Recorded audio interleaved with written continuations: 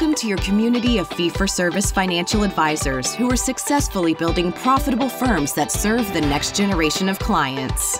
You'll learn from innovative advisors whose unique stories will inspire you to dream big and take action on your goals. Are you ready to live your great life and help clients live theirs? Then you're in the right place.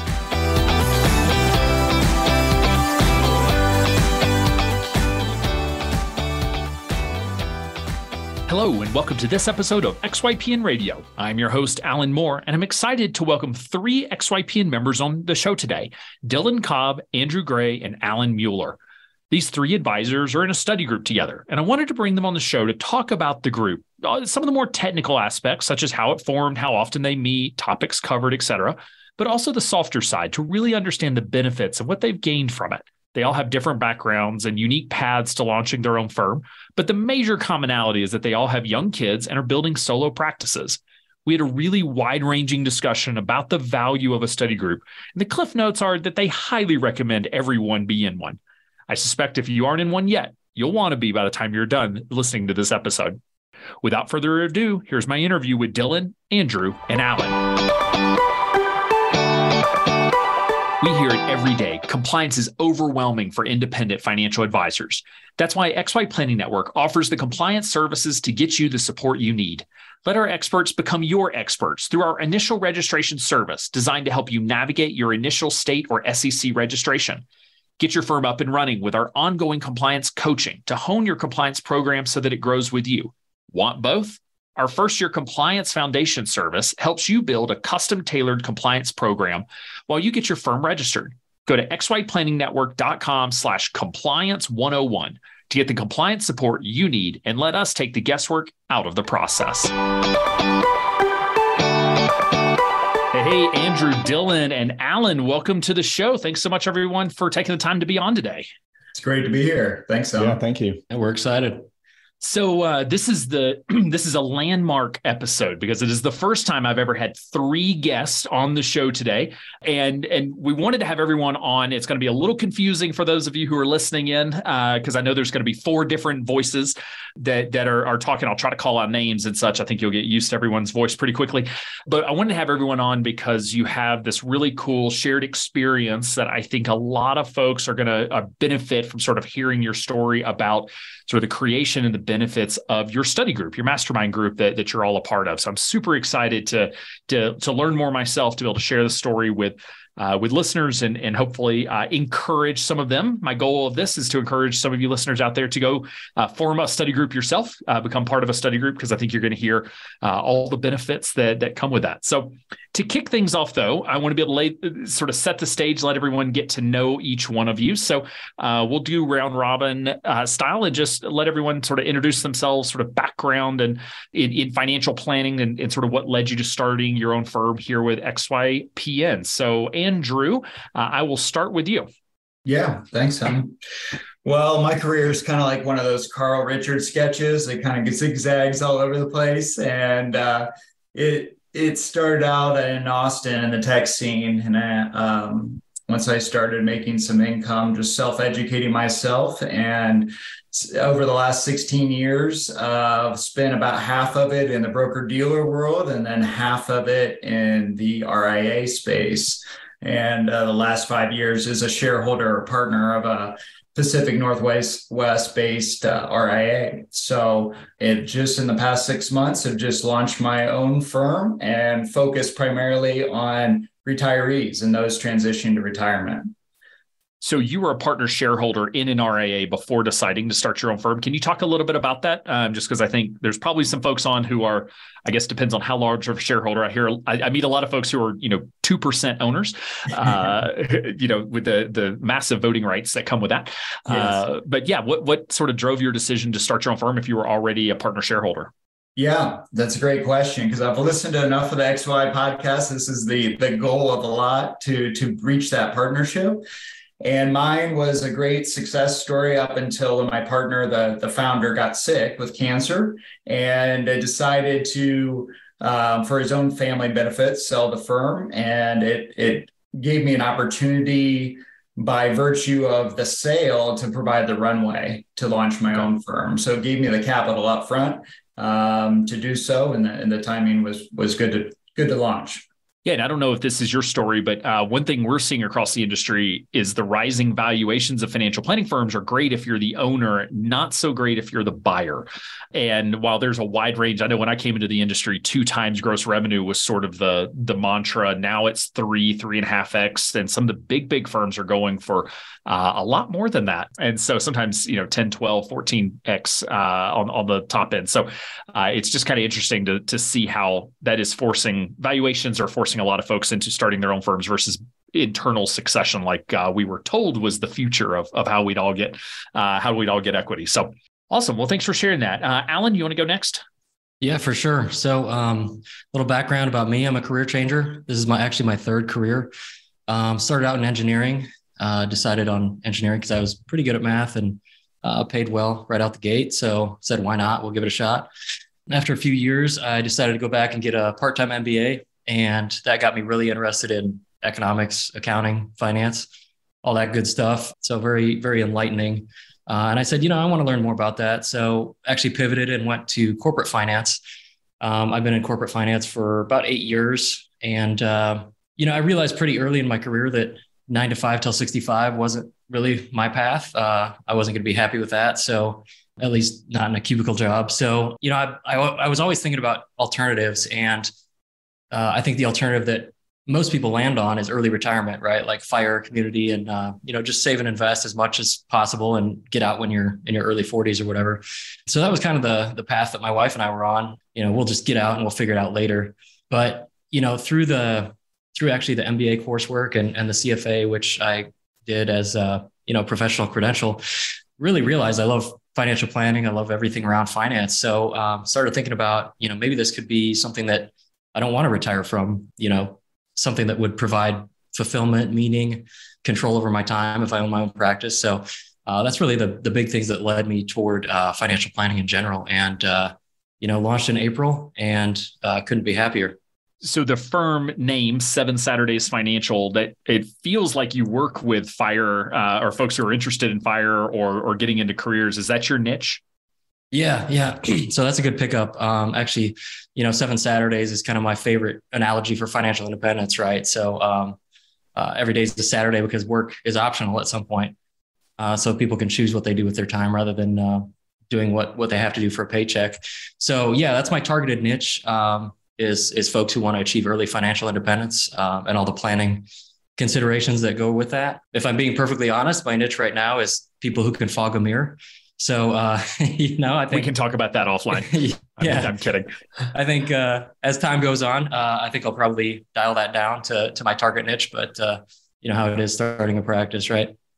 Absolutely. I have 3 young kids at home, so I would say 7 Fridays when I get Friday off. Because by the end of the weekend, my kids are 8, 4, and 1. By the end of the weekend, I am exhausted. Yeah, weekends aren't exactly a break if you're a parent, right? I got 2 young kids too, so I get it. No, that's awesome. And I also don't know very many people who get their CFA like just for kicks and giggles before getting into the industry. That is like the hardest exam series that you could possibly have bitten off. So I guess, was it really just for fun? Like, were you in corporate finance at that point? Yeah, so it definitely wasn't for fun. When I started, it was applicable to my job at the time. I was in strategy and corporate development, so pretty heavy on valuation and financial modeling. So I started there. When I got to level 2, I was doing traditional FP&A work, so it wasn't really as applicable, but I figured, maybe I'll transition to institutional asset management or something like that. So that got me through level 2. And then by the time level 3 rolled around last year, I was dead set on this is what I'm going to do. I'm going to start my own firm, and, having a good credential out the gate and bypassing the Series 65 with the CFA, that was kind of the fuel for the fire to just finish it out. Get it done. Yeah. So do you still do Black-Scholes model calculations by hand just because? Just in my nightmares. Awesome. Well, thanks for the background. And also Dillon, we'll follow up with you. Sure. And I'll fast forward to today. I'm a CPA and certified financial planner. I started my firm in July officially. We were all mastermind in about May And my early years, I did two things really quickly out of the gate, out of college about 17 years ago. One was in banking, commercial lending. I hated that. And then I went to audit since I would just pass my CPA exam, and I hated that too. So I got lucky enough to find an independent RIA, and I was raised by a CPA. So my dad was a CPA, had his own accounting firm, tax and accounting. I didn't ever want to do that. I ended up doing it anyway. The independent RIA that I worked for, we did tax and accounting work. I was with them for about 10 years. And this is where Andrew and my story kind of align. I was hoping to be partner one day. I was there actually 9 years, and I was still waiting. Maybe that speaks to my loyalty. I probably should have left a long time before. But the older owner sold to a younger new owner, and I was the third wheel that got left out. And so when that sale happened, that was in 2018. I started looking around for what I was going to do next. Coincidentally, in 2018, just a few months before that sale was public, my dad sold his tax and accounting firm. I'm really happy for that timing because it wouldn't have worked out for me. I didn't want to do tax and accounting. I wanted to do financial planning, but I wasn't ready to start out on my own.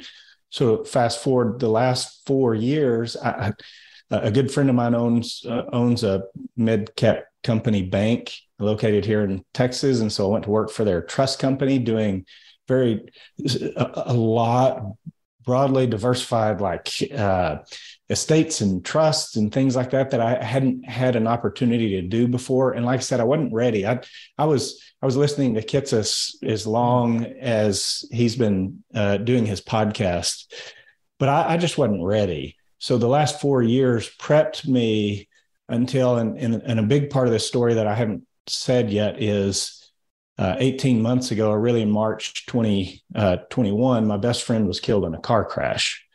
So at that point, everything in your world just changes. It makes me realize all these things that I thought maybe I wanted to do and I wanted to jump out, but I was too afraid to do. That's where the CPA, I'm risk averse, holds me back. And once he was killed, everything just changed in my world. And it made me, you're going to do one of two things. You're either going to fall apart or you're going to rise up from those ashes. And my wife and I decided we were going to jump off and do this. So that's where I am. Thank you for sharing that. My wife and I had a very serious health scare in the last week. They found a spot on her retina, which normally means ocular melanoma, which means brain cancer, which is like very lethal. And fortunately, it was not that. It was it ended up being something else that's benign. It is amazing what that 24 to 48 hours will do to make you really assess what do you want the next phase of your life to be? Because it's impossible, at least for me, I'm a planner. It's impossible for me to not go worst case scenario and to not start planning for it, within 24 hours. And she's a planner as well. And just that, I hope, people do not have to experience tragedy to take the opportunity to do what we ask our clients to do, which is really ask yourself, like, am I really on the path I want to be on? Is this what I want my life to look like? Kind of what Alan was saying earlier, like, am I a 9 to 5 till 65? Some people are, and that's okay. I think we can be a little judgy about folks who are. Like, it's totally fine if you are. Most of us in the network are not. That's why we became entrepreneurs. But it is amazing how much that can really reset expectations and help give clarity for what we really want to do. So I appreciate you sharing that, Dillon. So you all three are in a study group. Is it just the three of you, or is anybody else in the group? There's 5 of us. 5. Okay. So we left 2 out. Who are the other 2 members? Dillon Kinniston. Coincidentally, we're both spelled the same. Dillon Kinniston is in Pennsylvania, and he's a career changer. And I'll tell about Dillon if one of you guys want to share. But Dillon Kinniston is a career changer, and he's been in your industry. Coincidentally, on your XY Planning Live website, there is a picture of him on it when he was a vendor. Okay. So he's been in the space, but launching out on his own is brand new. So okay, he was one of the 4 of us that started in in April and May. So there's been 4 of us. And then Andrew, I'll let you tell about Bradley. Yeah, the recent addition, Bradley Hilton in Atlanta, Georgia, who's similar to Dillon Cobb and I in the fact that we have probably 15 years experience, whereas Dillon K and Allen are career changers and bring a different perspective to our group. 5 of us in total, though. Okay, thanks for sharing that. Yeah, we'll talk a little bit about the decision to grow the group. So, how did this group come to be? Can you just sort of give a quick background on how you all ultimately met? We were assigned. Assigned, I like that. Yeah, I don't know how else to put it, but we all wanted to be, and we've heard about the mastermind groups, and we knew we're all solo. Most of us work from home, and so we knew that mastermind was going to be a big thing, but we didn't pick each other. You guys actually assigned us. There were 8 of us originally. We were just talking about this earlier today. There were 8 of us, and 4 have dropped off for one reason or another. And that happened pretty quickly, but the other 4 of us, and then adding Bradley, happened. Bradley came in. I met him at XY Planning, but Andrew had already known him, XYPN. And so the 4 of us had been together since April, and we've stuck together since then. And that was because of the mastermind group that you created. And like I said, some fell off, but here we are, the final 4 plus 1. No, that makes sense. Cassie Betterly, our community manager, she forms study groups, particularly for those who are going through the launch process, sort of coming out of launching a firm and getting groups together. And we fully expect that. We hope a group will stick together. We know some folks will fall off just because the personalities and schedules and that sort of thing. But no, that's awesome. Can you talk about the structure of your group? So Andrew, maybe I'll let you take the lead on this one. Just how often do you meet? What's the format? Obviously, you're all over the country, so I assume Zoom. But how often do you meet? And then is there an agenda that you follow that's rigorous, or is it pretty flexible? Yeah, so we meet weekly, and it's been nice to have a weekly meeting. And we've echoed this multiple times, because there's just so much at launch and so much at creating your business to go over in terms of content that we actually don't have an agenda. We've never had an agenda, and it's worked out really well. Believe it or not, it's kind of like whatever we're dealing with at that time, we bring to each other as a group, and it's just a fluid conversation after that. And we kind of each are our own little board or group and kind of give our thoughts on what's working and what's not. And sometimes we do have a little hey, let's touch upon this during our weekly call. But in between our weekly calls, we have a Slack group that we've created. So it's almost like questions that come up daily. We're exchanging, we're on Slack. So weekly is a pretty intense schedule. Do you anticipate that will change as your firms, continue to grow and you get busier, or is the weekly, like, you really feel like that's an anchor point that you want to hold on to from a time perspective? Well, let these guys step in and have their opinion, but it's such a great cadence. And we've said it multiple times that we look forward to our time together every week, because it's just a time there. Again, there's so much you have to make decisions on processes, technology, and we each kind of bring something to the table that it's always a relevant conversation. We could go over or multiple of our scheduled time every week, but we just have, it'll just evolve. And we've not talked about when that might pare back, but I don't see any time in the foreseeable future, because we're just at such a growth phase and we gain so much from each other at this point. Dillon, do you agree with the weekly schedule working long term? Yeah, I was actually going to let Allen Mueller chime in, but I'll just quote what he says all the time. We're each other's coworkers. Mm-hmm. This is our water cooler. We don't have coworkers, and sometimes you just need to bounce something off of someone else. And sometimes you just need somebody else to pat you on the back and say, man, that looks really good. There are so many things. And it's not just that. We can get into some of the details, but like there are times where some of us will come on and say, man, I've had a hard week personally, and just talk about that. And like the whole week has turned into a personal conversation and nothing about work. And there's one week in particular that I do remember that, where we all just started talking about sharing some of the same. And then you realize, not just from a work standpoint, but from a personal standpoint, you're also dealing with the same things. We all have young kids. We're all juggling the sort of quasi stay-at-home dad thing with like mom. Some of us moms are working, some are not. And so it's a challenge. And so we're sharing all these things. It's become so much more than just work. But like I said, it's the water cooler where we're just, and something on Slack will happen during the week that becomes the hot topic that somebody wanted to touch on. And I will add one more thing that I don't think Andrew said is, what we also do is occasionally one of us will say, hey, do you mind if I pull you aside and we talk about that specific item? You show me how to do that. And we'll either log on to each other's website and book a calendar appointment, or just text them and say, hey, can you meet? And we'll find a time to one-on-one just talk through a very specific issue that might be coming up for one or two people. Okay. So some offline conversations when they need to be one-to-one versus the whole group. Yeah. Makes sense. Allen, anything you want to add to that? Yeah, I'd just echo what Dillon said about having coworkers. I mean, that was one of my big hesitations launching a solo firm, was like, man, I've really worked with some great people and I like the camaraderie and stuff. And, just kind of being off on an island, I wasn't looking forward to that. And I think being a career changer, like the imposter syndrome is probably especially intense, because I don't have 10 years of financial planning experience. I'm kind of like building the airplane while I'm flying it.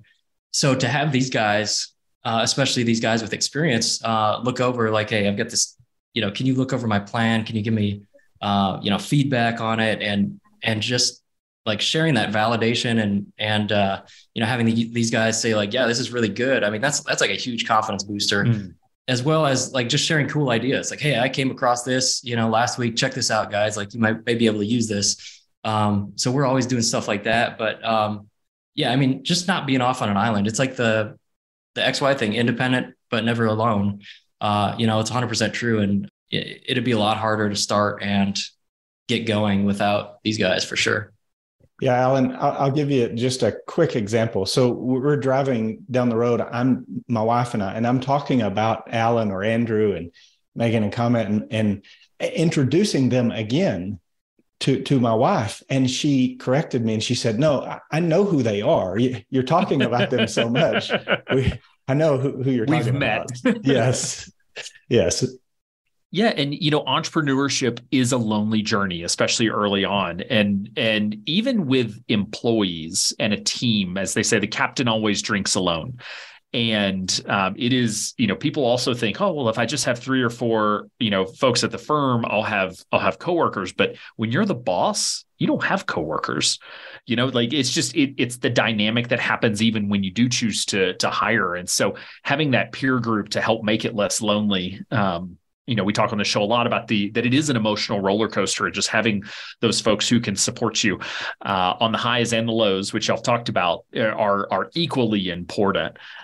Can you talk about sort of maybe one memory that you have from the group, like maybe just a specific example of how the group has really been able to provide a huge benefit to you, something you remember that you're like, oh, like that's a story I can tell that speaks to why I show up every week for this group and how it's benefited me?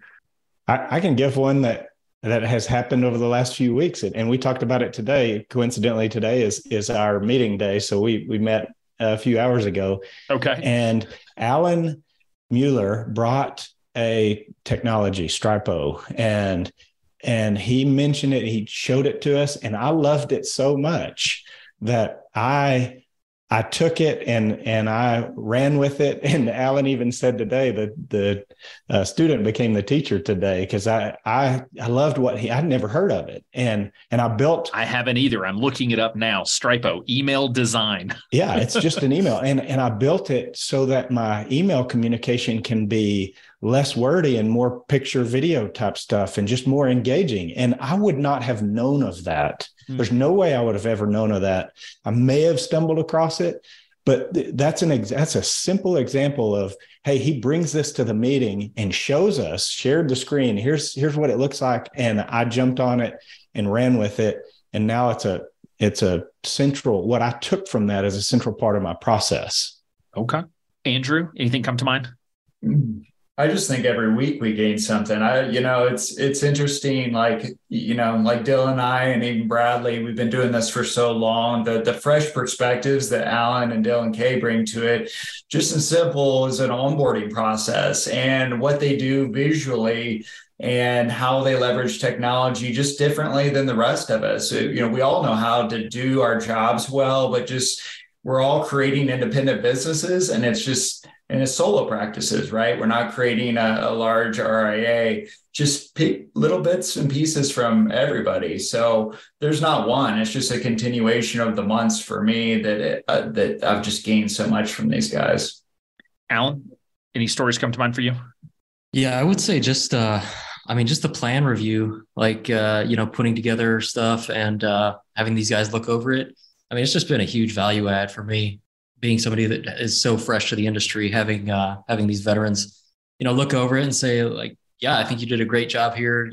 Have you considered, saying this a little bit differently or displaying this differently, and just sharing great ideas like that. So I really appreciate that. And I'm gonna this is a shout out to all you non-CPA people out there. Like I've done hundreds of tax returns, maybe thousands, and none of these guys have. And there are things that they bring, and they'll say a tax related something, and I'll go, I didn't know that, and I'll look into it and realize. And so like that's a credit to all of us that we're actually doing the right work, looking in deep, and all these CPAs that we work with, or fill in another blank, expert out there, they may not know what you know just because you've researched it. And that's some of this, what we kind of are teaching each other, is that there's a little bit of humility amongst us all, that we're able to just walk into this meeting each week and learn from each other. We were talking about that recently too. Yeah, longtime listeners of the show may know that XYPN was born out of my study group of some early XYPN founding members, and it really was because we all were getting the same questions. Like everyone was asking the five of us, how do you do compliance? How do you pick financial planning software? What's your onboarding process? Like a lot of what you're working through together, and we just got the question so many times. I'm the one who left planning to help other planners. They all went on to build very successful businesses in their own right, which is cool. But it's really interesting how just those groups form, and sometimes they're not forever. Your group's a little different. It sounds like sometimes groups form for a specific period of time or for a specific purpose.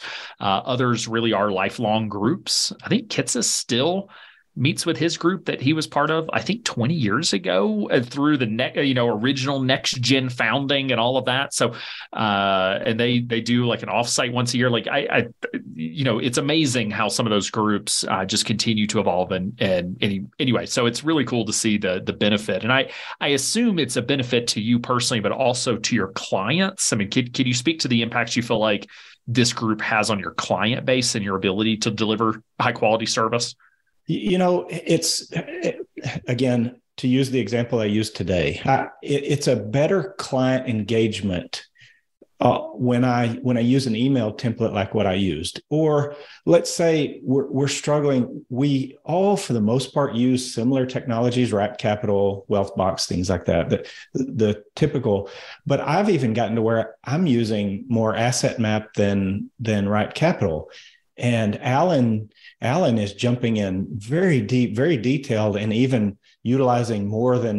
trying to utilize more than what Wrap Capital can do. And we're pushing each other, and I'll stumble into something that Wrap Capital can or can't do. And I'll share it with a group and say, anybody struggling with this? Because I can't quite get this right.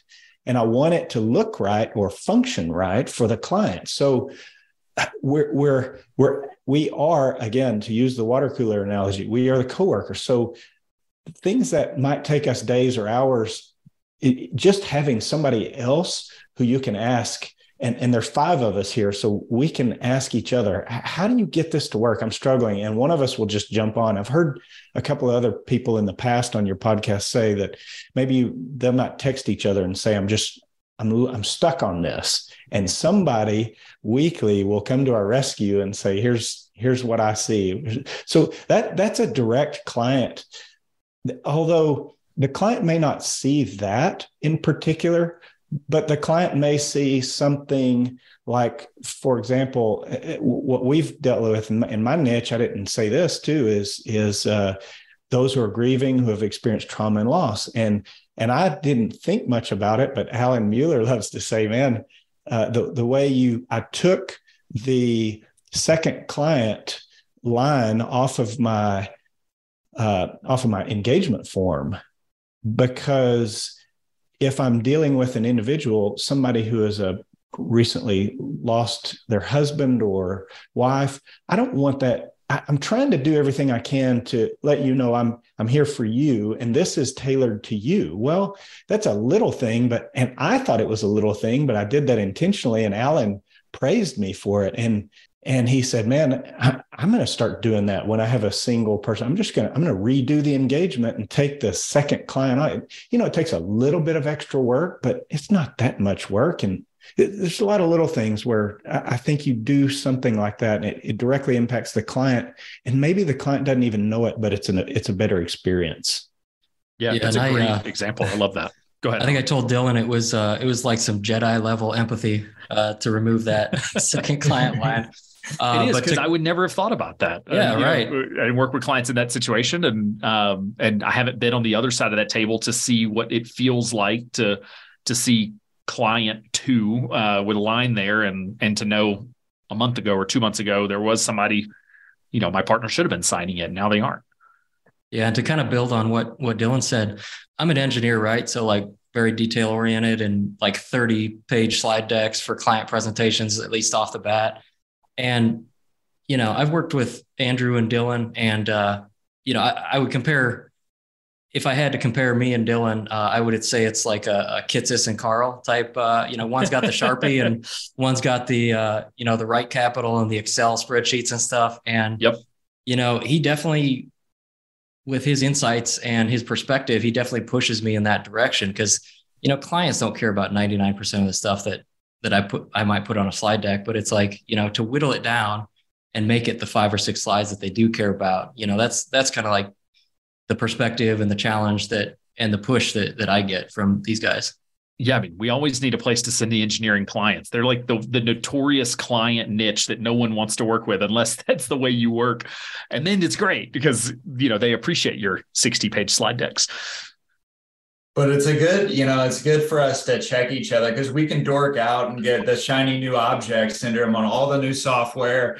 And I number one, we'll go, I want to know what the new technology is. But at the end of the day, we help each other scale back and say, what's most important to the client? What helps, what resonates with them, what helps get the message across. We don't have to, Dillon brings up essentialism a lot, and how we approach a deliverable. So this does speak to the end client. Just by the virtue of the 5 of us, it helps get there faster, in terms of what works for the client, because we can all fall victim to bringing all the tools in. But at the end of the day, it's the client experience that matters the most. Yeah, having that group to pull you back from squirreling away after the shiny object is huge. I know with my group, especially because we were sort of in 2012, 2013, it was kind of rare to see people in their 30s and 20s at the time and launching firms, that sort of thing. We got pulled into the industry in so many different ways. Could you build a course? Could you come in and do consulting for a firm? Could you come speak? And we spent a lot of time trying to talk each other out of going and doing an industry focused event, and then, we'd go do it ourselves. But we knew to help everybody else not do it. But like that was a big pull for us at that time. I don't know if that's still pull that you're dealing with, but it's like, in the end, there's always going to be things that pull you away from serving your clients, and having those folks who can call you out and say, doesn't sound like that's a really good use of your time, and really what your goals were that you've set out. Well, we keep reminding each other too that, and we've heard it in your podcast a lot. We've heard a lot of people say that we can travel down the road of all these technologies, but what good is it if we have the best processes and the best technology in the world, but we don't have any clients? So we do keep reminding each other that what is also important is the marketing aspect. You actually have to go out, and some of our group are introverted and some of us aren't. And so it's good to keep reminding each other of these differences and pushing each other to follow through on what you've said. The accountability piece is a big one. So I don't think any of us said this, the imposter syndrome. We all struggle with that at different times. And to be able to walk in here and say, I'm struggling with imposter syndrome. One of my old clients didn't want to come, or maybe I decided I needed to not take that one on for some reason, or a question came up and I just didn't feel competent there. And so you start beating yourself up. And to be able to come in here and encourage each other and remind ourselves that we're all feeling the same way. We just don't speak it out loud very often. So again, there's so many ways we help each other. Yeah. Thanks for sharing that, Dillon, because you have the credentials in the background that if someone should not be experiencing imposter syndrome, you'd be on the list of like, oh no, that guy's fine. He's probably got this in the bag. And yeah, it's, personal experiences. It's kind of an everyday thing sometimes. We want to say like, oh, well, I bet that's Allen's challenge because Allen's the career changer. And so I bet he's the only one who experiences this. And he may be experiencing, you mentioned that earlier, of experiencing that being new to the industry, but it really is across the board that we all deal with this daily, and having that group to support us through that is huge. Yeah. And I'll say, just I tip my hat to you and Michael and XYPN, because over the last 15 years, it just feels like XYPN's created a very collaborative environment in the industry, whereas I didn't feel that way before, right? And it's given us the courage. And it's not just the deck of technology that XYPN provides, but putting together a group like this, just giving us the opportunity to work collectively and collaboratively in like-minded ways that I didn't feel like existed a while back. So my hat off to you. No, I appreciate that. This is a cutthroat, eat what you kills type industry where, you would never refer a client to another advisor. How could you? And that's what we're, that's what we see is that, for many of the members of the network, their number one lead source is other advisors sending them people in their niche because they didn't fit the niche of the referring advisor. And you'll probably see some of that between, this group with very different skill sets, that someone's going to come to Dillon and he's going to be like, no, like I want to draw with a Sharpie. I don't want to give you all the details. Maybe I should send that client over to Allen, and vice versa. Someone's going to say, hey, you're dealing with serious grief and loss. Like I just can't be the empathetic advisor that you need right now. And so I'm going to send you to Dillon, and you start to see that those synergies. Oh, no kidding. I mean, my dad, the CPA, I've already told him he's not my ideal client. I'd love to send him to Allen. That's awesome. Yeah, working with dad is always fun. So you did make the decision to expand the group. And for folks who are not yet in a study group, this may not make a lot of sense, but this is kind of like expanding your family. It's like the decision to have another kid. And like, all right, like, because the dynamic for anybody who's had multiples, like to have one is a big deal. To have a second one is a way bigger deal than I thought it was going to be. And to have a third is just this like chaotic mess that I thought it was like incremental changes. So I say that, but like adding people to a study group, to this like intimate, each other really well environment. You've been meeting, for 6, 7, 8 months now, weekly. You really know each other. Now all of a sudden, Bradley shows up. So can you talk about the decision to expand the group and the discussions that happened around that? Because I think anyone who's in a study group is going to face this, and it is kind of a challenging conversation, even if it doesn't seem like it would be. Do you mind if Andrew, let me just add a little bit, and then I'm going to let you speak, because I think I pushed this a little bit towards the end of the summer, and the reason was because during the summertime, and we were all brand new, we were pulled in so many different directions, and we weren't as consistent up front. We were in April and May, and most of June. As July started to roll around, we're all on vacation. we weren't as consistent. And sometimes you'd show up and you might be the only one, or there might be two of us. And I just asked the question, and I think several of us were talking about it. Do we need to add more, and how many more, and where do we get them? And that's kind of the impetus. Was I wanted to make sure we were all, I needed the water cooler support group.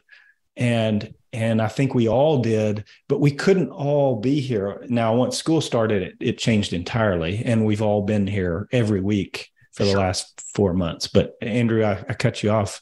No, that's perfect, because Bradley and I and Mike Allison had met through XYPN, and we had our own little separate group. And so as Dillon Cobb started to bring up adding members, it was about the time the conference rolled around. And I said, you know what? Let me introduce you to Dillon. And all it took was just a high introduction, and the two of them talked for about an hour and a half. And Bradley got to know the other members at the conference as well. So it just kind of felt like a natural addition once Bradley, would you agree, Dillon? Oh, absolutely. We talked too much. And so he and I ended up staying a day later. We were both there after XYPN, and we went off hiking together. And that's awesome. Yeah.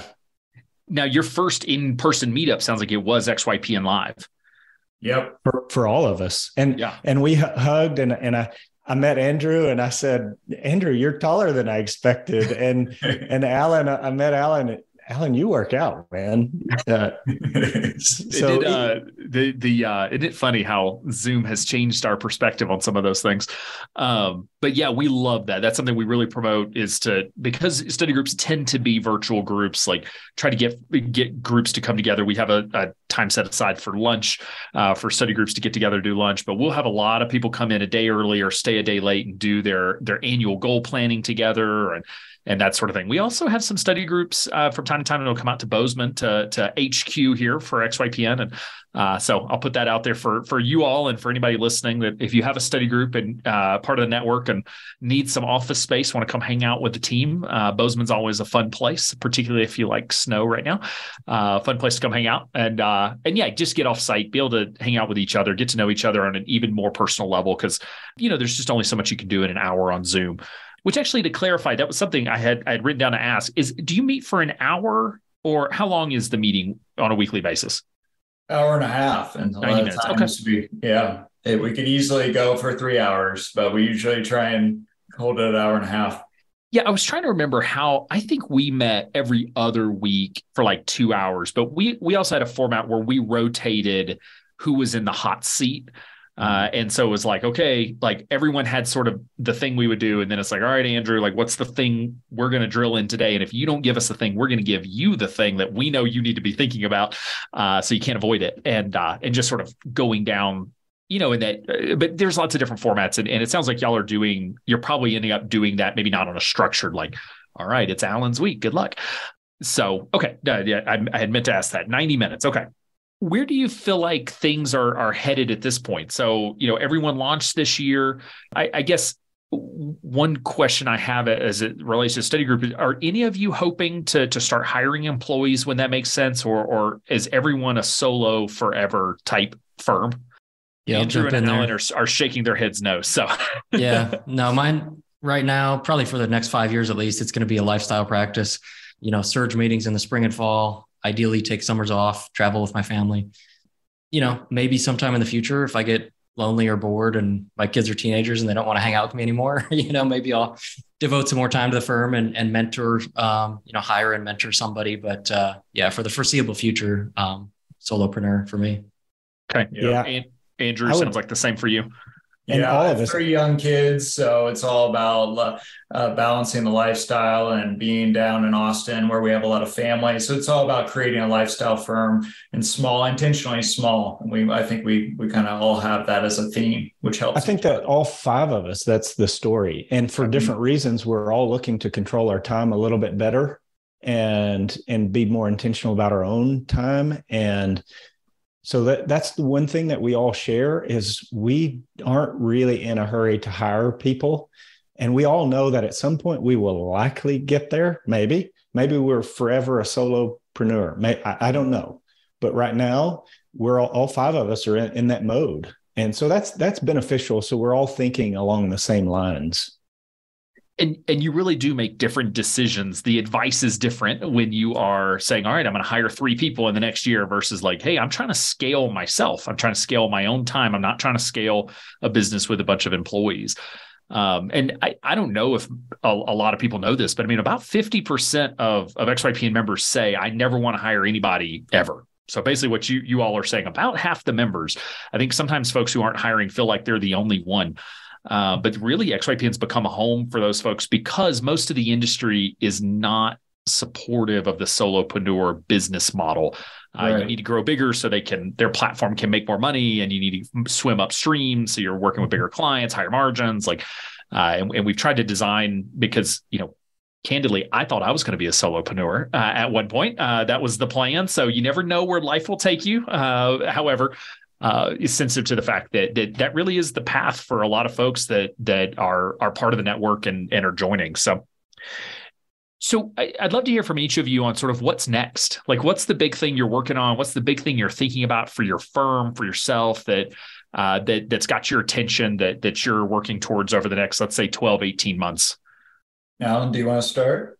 Yeah. So for me, what's next is getting more at-bats with prospective clients, converting those folks to clients and just kind of building it up.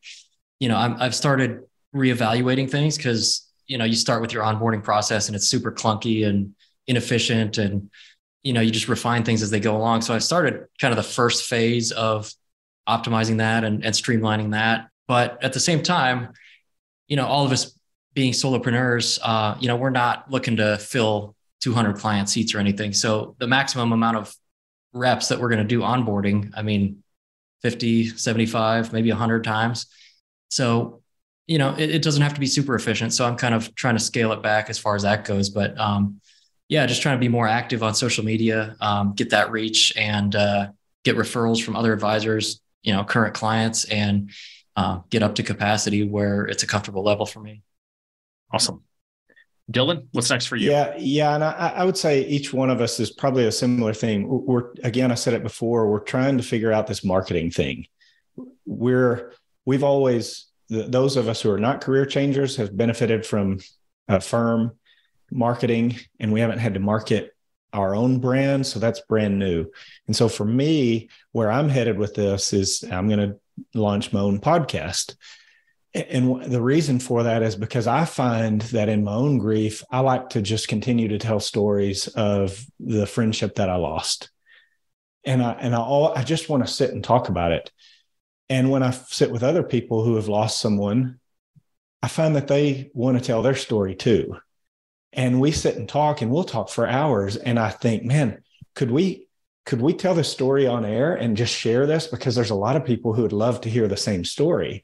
Mm-hmm. And so that's where I'm headed is I just want to find people. I want to podcast with people who have stories to tell and just share those stories of loss and how they lifted themselves up off the mat from that. So that's what's next for me.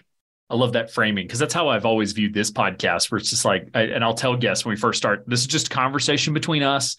Some other people are just going to listen in, and because that really is what it is. Like, I just love learning this stuff, hearing what advisors are doing, what they're working on. And say for you, like you're having these conversations, you're hearing these stories, and, podcasting is a wonderful way to be able to capture that and get more legs out of it. So it's not a one-to-one conversation that disappears when the conversation's over. It really can live on, and those stories can live on, and that grief can hopefully translate into helping someone through whatever it is they're dealing with. So, Andrew, what about you? Yeah, for me, I was managing 145 client relationships before, which was just way too much. And I was getting burnt out. So I've intentionally decided the solopreneur route. And I'm kind of taking a page. I've been inspired by Andy Panko, recent guest on XYPN. Yeah.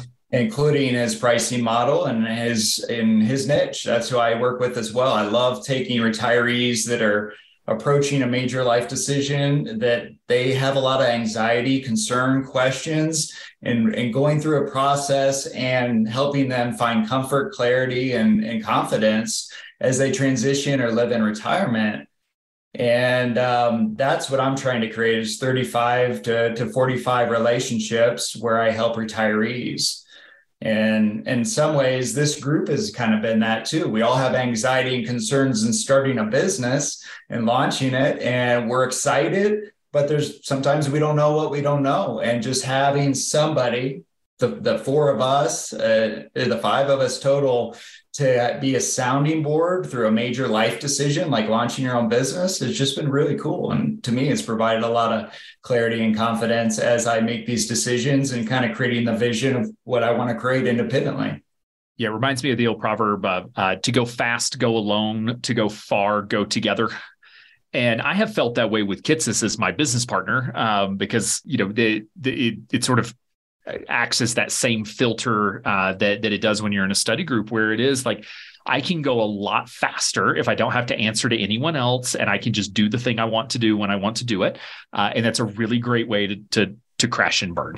It works for a little while and then it doesn't. And so, they say to go far, go together, and that together really, it doesn't have to be a partner. It doesn't have to be a coworker. It really can be a study group of other like-minded solopreneurs that are building similar businesses. And really that's where we see the most success with study groups, is when there is sort of a central theme. It could be building a similar type of business. It could be approaching, and again, they don't always have to be lifetime groups. It can be approaching a similar issue, like everyone's going to be hiring their first employee. And so let's just get through this season of hiring and onboarding and training. And then maybe that group sort of phases out, or sometimes they're topic based. We have some groups that meet. We have one group that meets weekly to talk about stock options and all the information and latest research and content related to stock options. And they just get on and nerd out over stock options, which is cool. And so, yeah, it may be a niche. It may be business based. It may be lifestyle family based. There's a lot of different ways of cutting it, but there's always a niche. There's a theme here. So there is a common problem, a common challenge that's bringing the group together. Mm-hmm. So as we're sort of coming up on the end of the show, I'll ask all three of you the sort of final question, and it can be related to the study group itself or broader, just in terms of your business and career. And that question is, if there's one piece of advice that you wish you could go back and give your younger self, or maybe it's the piece of advice you've been giving the other people in the group. I don't know if we change it a little bit. Maybe what's the thing you're known for saying that everyone knows what you're going to tell them when they show up? What is that piece of advice? Whoever wants to start. I know it's a big question, so. I'll start this one and give you guys a minute to think. This is easy for me, and I'm going to get choked up just thinking about this, because my friend Mark, who I lost, he would always ask people, what are you going to do today to enjoy life? Or what do you enjoy about life today? And so for me, that's the key. Enjoying every day, because we can see in a heartbeat how fast it can be gone. And so if I could give my younger self advice, it would be all that other stuff, all the stuff that you went through. It's good advice. Just enjoy what you're going through, or good experience is what I meant. Just enjoy the day. I love that. Listen to Mark. Yeah. All right, Andrew. I guess speaking to my younger self is just continuing kind of putting yourself out there and reaching out to people that are doing what you want to be doing. They're whether they're an entrepreneur or a partner of a firm, or maybe they're going a different route, unrelated. It's just kind of finding your tribe and community. And I think that's kind of been a theme of this group and story and our careers, is when you find other people that can kind of inspire you and bring a different perspective, it just makes you a better advisor at the end of the day, and a better partner to your spouse, or a better friend. So continue to put yourself out there to kind of find your people, your groups.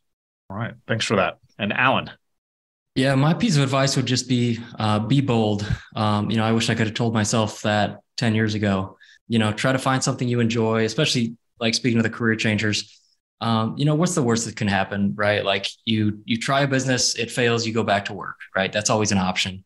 The jobs are always out there, and at least you can look back on it and say you tried. That's kind of what got me off the fence and was just like, you know what, I just need to start this business and put 100% into it, and look back on something that I can be proud of. So that would be my advice. Just be bold, do it, plan it out well, but take action.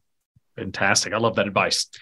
Well, hey guys, thank you all so much for taking the time to come on the show, especially on your meeting day, which means this group has taken up the majority of your day. So thanks for letting me pile on to that. But thank you for coming on and sharing your story and sharing your experience with a study group. Again, I hope this inspires some folks to go get signed up for a study group if they've been on the fence, been a little unsure if there's value there. It sounds like you would all give the advice of go join up. And if you get in a group and you don't like it, find a new one. Don't go back to it. Just because you have a bad date doesn't mean you never date anyone ever again. Just try it again. Find a group that resonates with you. So again, thank you all so much for taking the time to be on the show. Thank you. Thanks, Absolutely. Thanks for having us. We hear it every day. Compliance is overwhelming for independent financial advisors. That's why XY Planning Network offers the compliance services to get you the support you need. Let our experts become your experts through our initial registration service designed to help you navigate your initial state or SEC registration. Get your firm up and running with our ongoing compliance coaching to hone your compliance program so that it grows with you. Want both? Our first-year compliance foundation service helps you build a custom-tailored compliance program while you get your firm registered. Go to xyplanningnetwork.com/compliance101 to get the compliance support you need and let us take the guesswork out of the process. Also, be sure to go to xyplanningnetwork.com/VIP to join our private Facebook group for fee-for-service advisors. It's the community you've been looking for that's there to provide support no matter where you are in your journey. Best of all, it's free. Again, that's xyplanningnetwork.com/VIP. Thanks for listening to XYPN Radio. If you enjoyed the show, please be sure to leave a review that will help grow the movement of fee-for-service advisors, serving next-gen clients and building the firms of their dreams. That's all for today's episode. Until next time.